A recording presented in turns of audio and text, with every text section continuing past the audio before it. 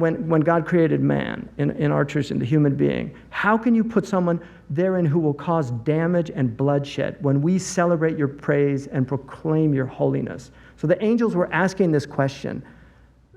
And there's a reason why the commentaries give. I'm not going to go into that.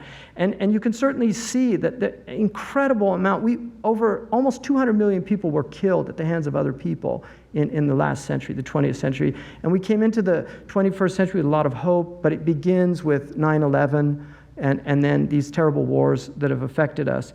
But the response that God made was, "Inni a'lamu ma la ta'lamun." I know what you don't know about the human being. And this is what we have to keep in mind.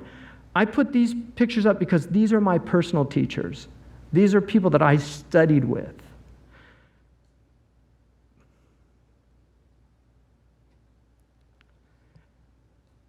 And there's a verse in the Quran that says that we elevate those who do not want to sow corruption in the earth or to be elevated.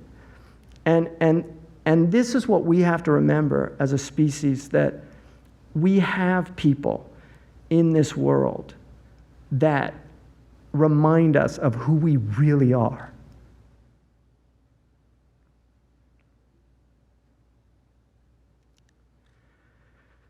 We're not jellyfish.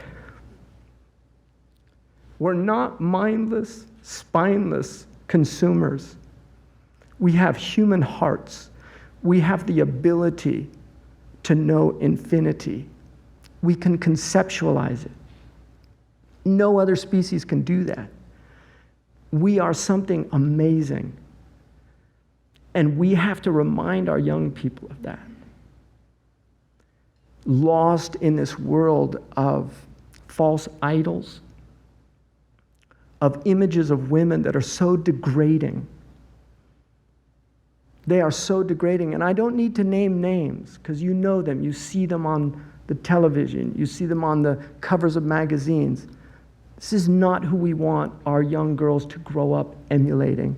We don't want our young men to grow up emulating the lowest forms of life on this earth. The cockroaches, the rats, the jellyfish. We want them to soar with the eagles. And that's what we're here to do and to remind people. And that's why, as far as I'm concerned, as religious people, the religious leadership, we have failed so dramatically. We have failed our young people. We have the halo effect, and then we have the clay feet syndrome. They don't see people walking their talk. They don't see people living it. They don't see the gift of sanctity in their beings, in their presence. And that's what we need to remind ourselves, that we have to become these people. We have to be these people that have graced this earth, reminding us this is not what it's about. We're here for a short temporal time, and we have work to do. And our work is in discovering ourselves and in serving others. This is the work. We're not here to consume.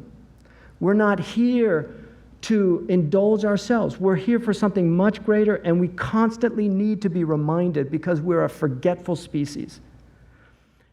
When the elephants came to honor the man who had looked after them, and some of you may have seen this, but they walked for over a day, even before he died, and then held vigil in front of his house. These are signs for people that reflect. The animals pray for us. According to our tradition, the fish in the ocean pray for the righteous.